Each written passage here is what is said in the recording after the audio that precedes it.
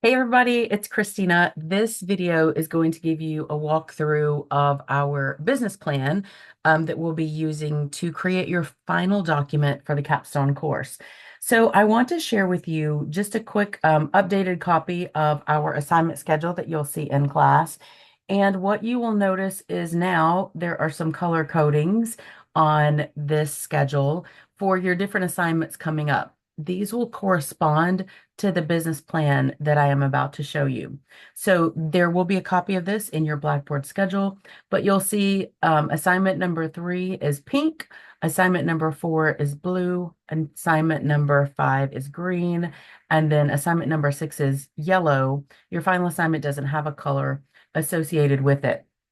So let's just take a moment and talk about this final business plan project. A lot of times for students or even for business owners who are doing this, out in the real world, creating an actual full business plan can feel like a really intimidating, overwhelming task if you look at the whole thing as one project.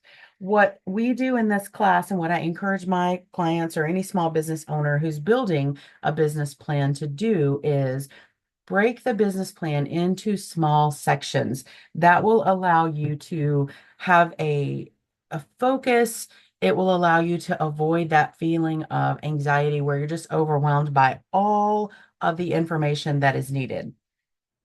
In this class, in writing a business plan, your final project is to submit a full business plan to secure your startup funding. So for students in this class, you want to imagine that you're creating this business plan and you will be presenting it to either a banker or to investors to get startup capital or to get money to start your business. Now, in this class, you will be able to use a template for your final project.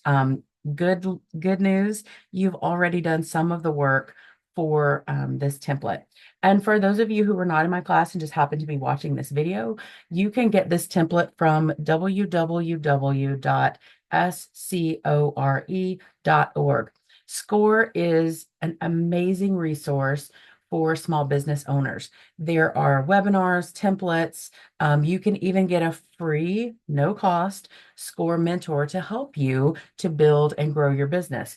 This template for students in my class is in our Blackboard shell. So I'll show you where that is at in just a bit. So in this video, we're just looking at an overview of the entire business plan. Now, folks, this plan is 34 pages, the template. And your final project will be much longer than 34 pages, but you're going to do it in bite-sized pieces. And keep in mind that this is the capstone for your whole degree program. So this is kind of like that final class, that final project before you finish your degree here at the college. So this business plan that we're going to look at has the following sections: the executive summary, the company description, the products and services, the marketing plan, the operational plan, management and organization, startup expenses and capitalization, a financial plan, and then there's a few appendices that you might use, and we will be using some of those in our class. Again, today is just an overview video. I will have additional videos in the future that go through or walk you through each of the individual sections of the plan. All right, so let's take a look at the business plan template. And again, this is from score.org. So students in my class, when you are working on your submission for this class, what you will do is you're going to essentially delete this first page of information. This just tells you about the business plan. We don't need that in your final project. And you would not, if you were going in front of funders or investors, you would not have this template. What you would do, however, is you would start with the title page provided here. Just put your date, and it's a good idea to put your business name and your information on the bottom. If for whatever reason you don't want to put your actual address, you can totally make up an address. That is okay. For students in my class, you likely will not have a website yet. That's okay. And you can put your student email in. That'll be fine for this class. Now, moving on, the next two pages are a confidentiality agreement on the left. I would ask that students in my class fill this out. And for those who are filling this out outside of my class, it's a good idea to have your confidentiality agreement there. Okay, now the next page. This page is color coded for students in my class, and the color codes match the assignment numbers. For example, assignment number 3 was pink, and you can see that on this page for the pink assignments there, those are the instructions for the company description and the products and services of your company.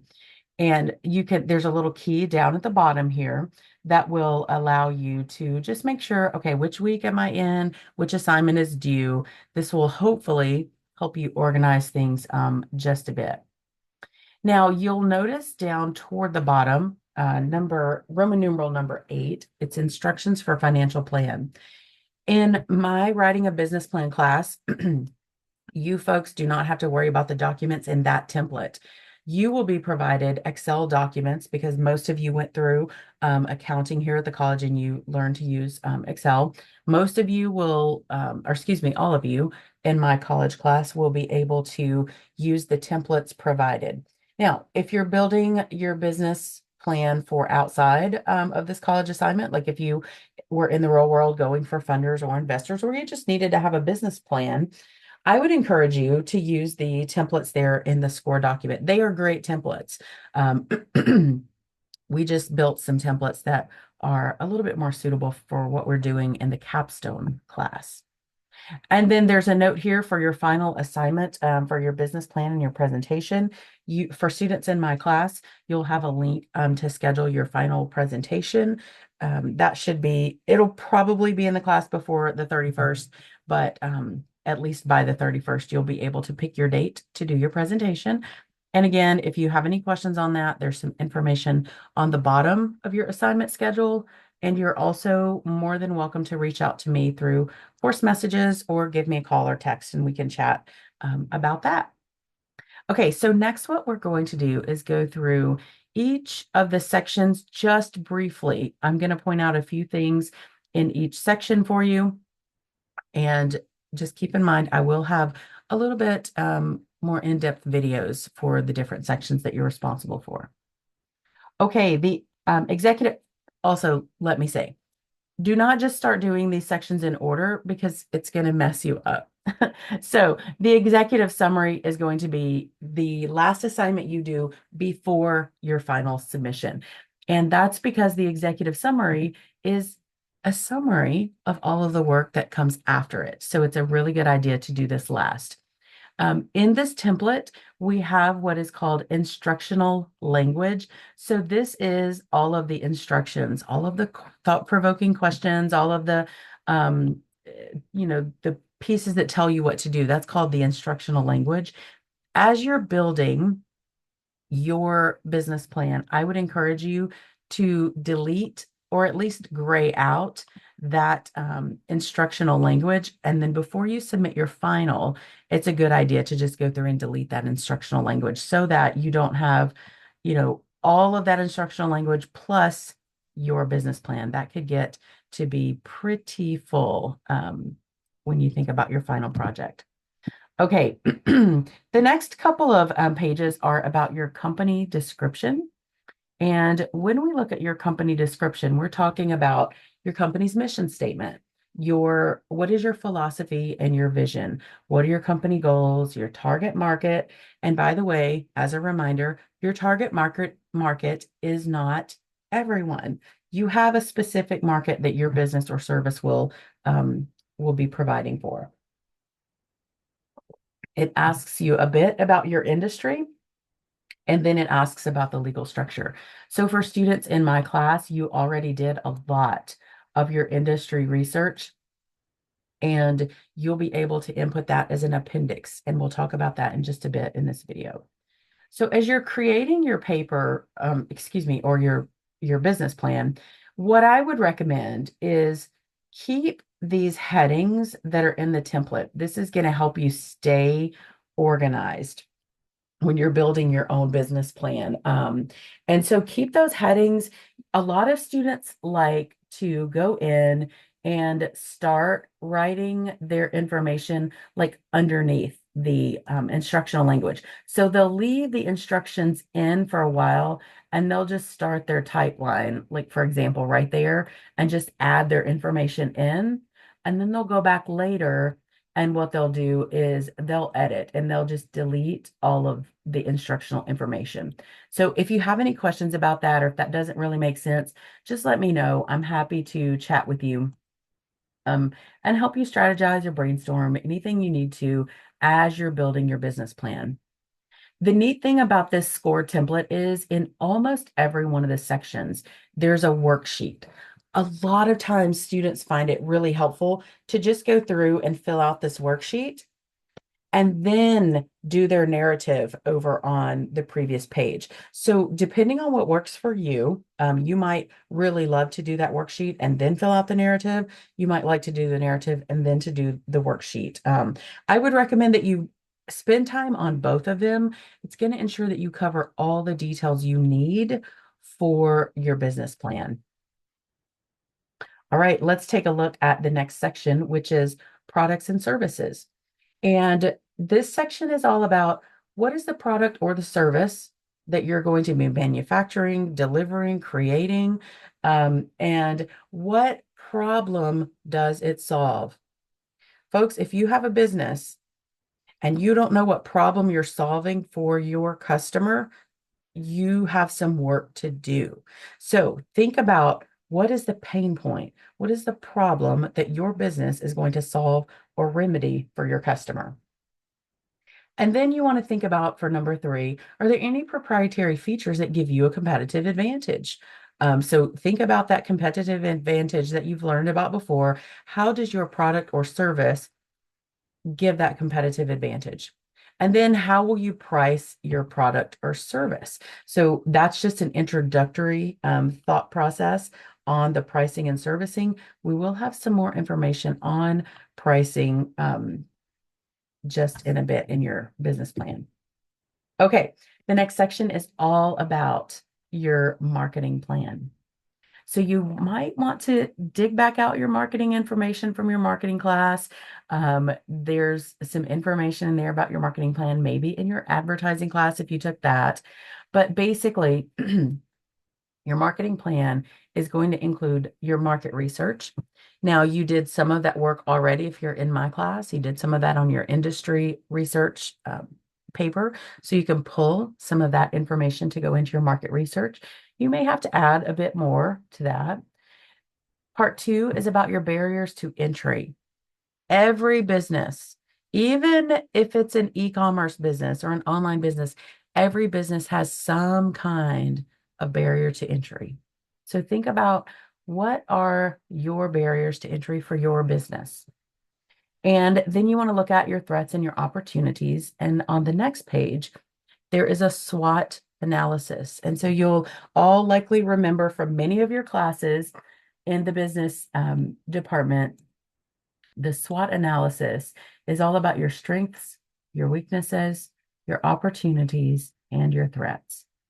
And so I would encourage you to think about each of these and make sure that you know the difference between a weakness and a threat. Make sure you know the differences between strengths and opportunities, which ones are internal, which ones are external, and make sure that you're accurately describing those areas for your business. All right, continuing on in that section, number four is all about your product, service, features, and benefits. So you want to describe what are your most important features? What's so special about your product or service? And then remember your benefits are what does your product or service do for the customer? What does it give them? Perhaps your product or service gives your customer peace of mind. Perhaps it gives them a feeling of safety and security. So think about what are your product's features and your product's benefits. And number five, you're drilling down or dialing down a little bit on your target customer. Keep in mind that your target customer is not everyone. Your target customer is also not, for example, all women or all men. Think about if we said all women. Well, what what age group of women, what demographic of women, where do these women live? Where do these women shop? And that goes for any any gender. So it's not, your market is not everyone at any time. Um, unless you were somehow selling oxygen. Okay, that was supposed to be a joke. It probably wasn't funny. Okay, number six, key competitors. Think about who are the main competitors in your industry. And you definitely have competitors, even if you're an online business. Every business has competitors. So who are your key competitors? And there's also a worksheet for your competitor data. So you want to have a moment to schedule and think about, who are my competitors? What is their price? What is their product, service, benefits, and features?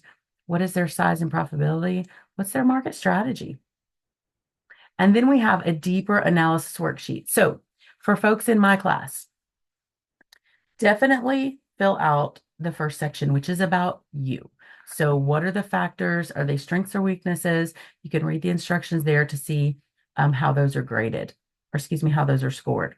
Then for my class, oops, sorry about that. I switched my page on myself. Let me go back here. There we go. Okay, so for folks in my class, what we're looking for is competitor A and B. You do not have to do competitor C unless you just want to. Two competitors is going to be just fine for this assignment. And then the importance to your customer. Sometimes people say, well, Christina, how do I know what's important to my customer? This is where that target market research comes in really handy. If you know the demographic very clearly of your customer, you'll know what's going to be important to them. And so that's why defining that target market is extremely important. So again, for the competitive analysis worksheet, you do need to complete the me section. That's about your business. You do need to complete at least competitor A and B, and then the importance to your customer. Carrying on to page 16 of the template, we're going to look at what's your positioning or your niche. Some people call it niche, or niche, either way. Number 8, how are you going to market your product and service? So think about, there's some really good instructional language there. It gives you ideas of what advertising may include. It gives you information on what marketing may include. Make sure when you're doing these sections that you give enough detail to show that you understand your product, your service, and how you're going to be putting it out into the world. And then number 9 is promotional budget. So you want to think about, how much do you plan to spend before you start up and in an ongoing basis. Thinking about a budget for a business is extremely important. Lots of businesses will fail because they didn't do that thinking ahead of time for their business.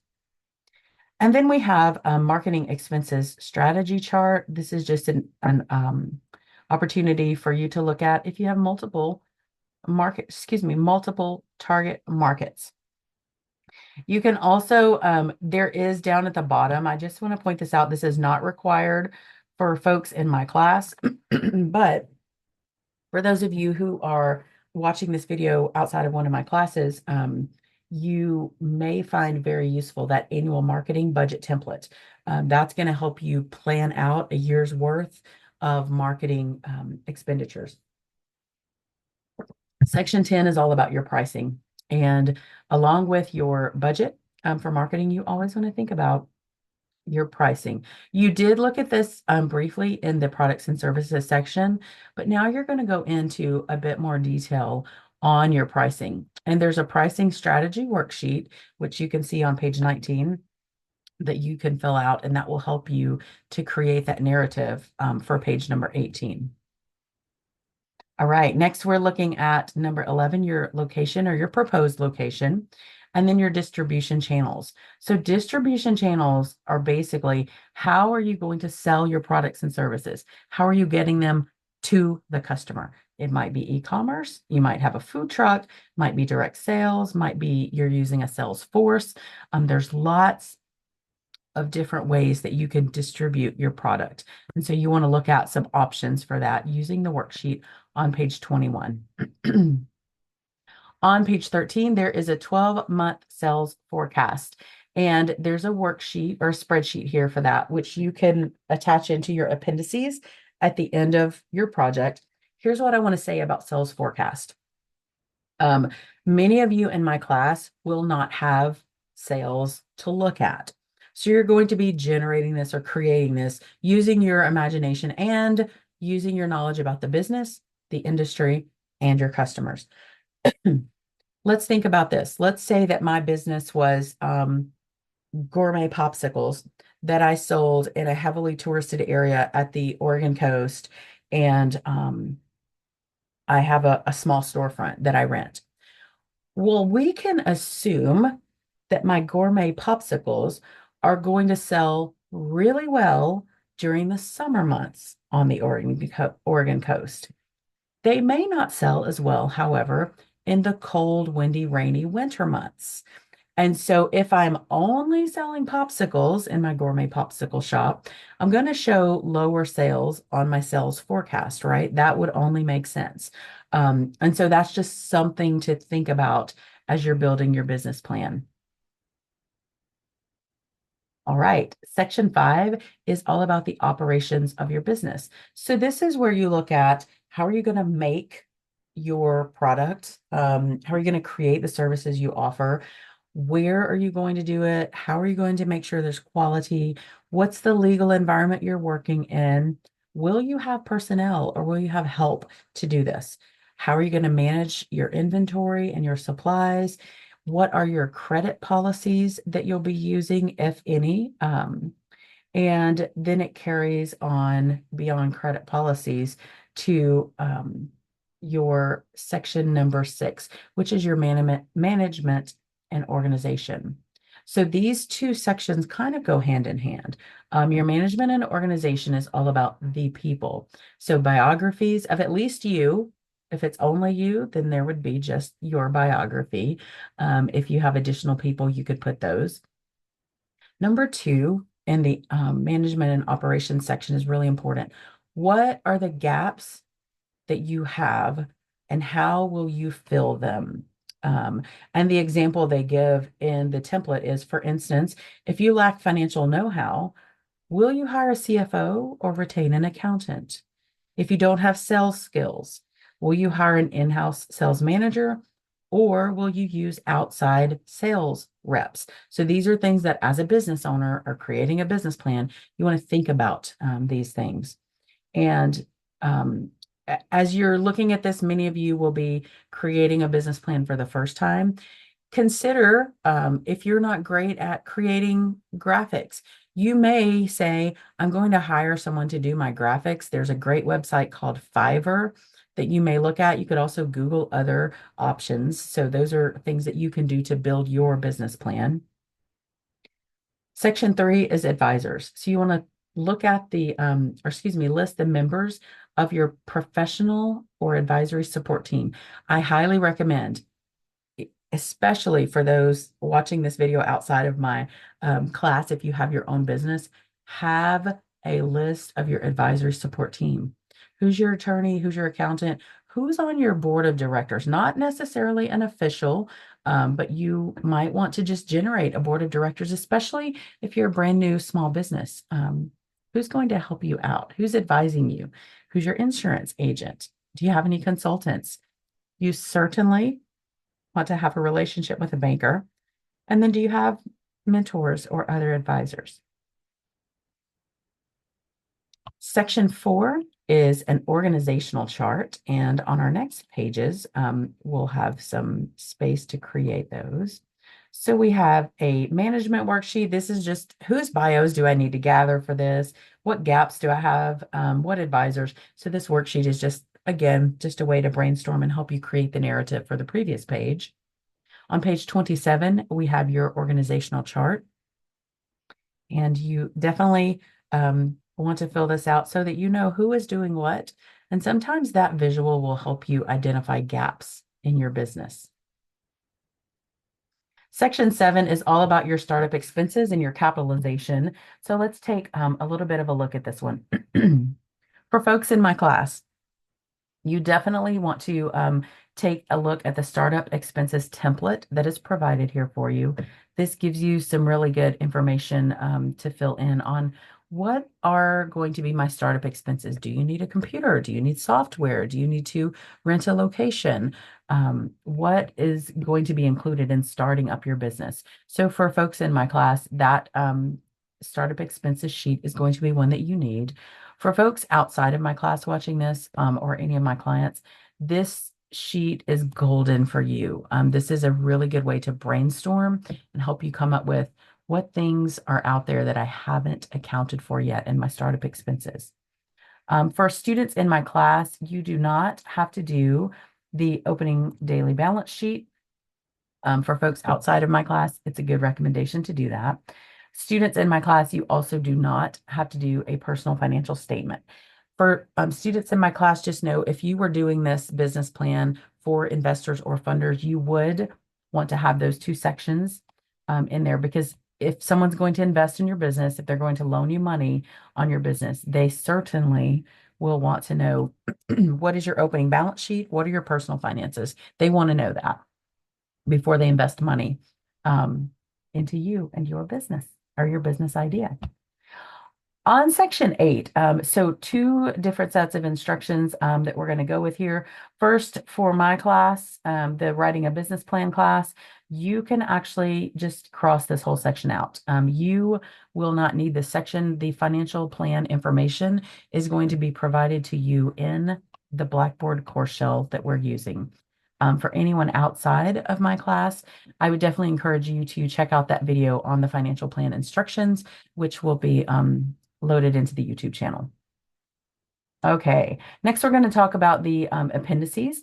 And the appendices is something that is a really good idea to use. So the appendices section would include any leases, any intellectual property, so trademarks, licenses, patents that you have, resumes of your owners or your key employees, your advertising and your marketing materials. So folks, as you're creating that business, hopefully you've got some kind of marketing collateral. Maybe it's a brochure, maybe it is, a mock-up, a PDF of a website, what it's going to look like for you. So that would be the appendices would be a good place for that. Any plans or blueprints, lists of equipment or assets that you have, your market research studies. So for folks in my class, your industry research paper will be one of your appendices. And then again, any assets that can be used as collateral. Why do we care about that? Well, the bankers care about that. If you are creating this business plan for funding, they definitely want to see, okay, what are you putting up for collateral on this business that you would like us to fund? This last section is a really, to me, this is a really good section for folks with different types of businesses. So section 10, or Roman numeral 10, is all about refining the plan. And this just gives you some tips for if you're raising capital from bankers, or if you're trying to raise capital from investors. There's a few things that you'll need that they're going to be looking for. For example, if you're looking for money from investors, they definitely want to see, what's your exit strategy for me as an investor? Do I have a buyback option, sale, IPO? Like what's in it for me if I'm an investor? The banks are definitely going to want to look at collateral. What are your repayment terms? So these are things that you would have. For folks in my class, you don't have to worry about these sections. Then there are some different pieces for manufacturing businesses, service businesses, retail businesses, e-commerce businesses, software or SaaS businesses. I would encourage students in my class to check those out. If you have a service business, for example, this would be good information to make sure that you're adding in. If you have a retail business, good idea to look at that information and see if you need to add any of that to your plan. And then we get to the final page, and it just reminds you, or the template just reminds you, don't forget to go back and do that executive summary. So you've done all of this work. Now it's time to go back and do that executive summary. All right, folks. Well, that is an overview of the score.org business template, business plan template. That is going to be what we use for our class, writing a business plan. If you have any questions, you can reach out to me through the Blackboard template. For those who are watching this outside of my class, you're welcome to leave a comment. I answer all my own comments. And if we need to get in touch, if you need additional help with building your business plan for success, I am happy to do that. All right, folks, thanks for watching this and be on the lookout for future videos. Have a great day.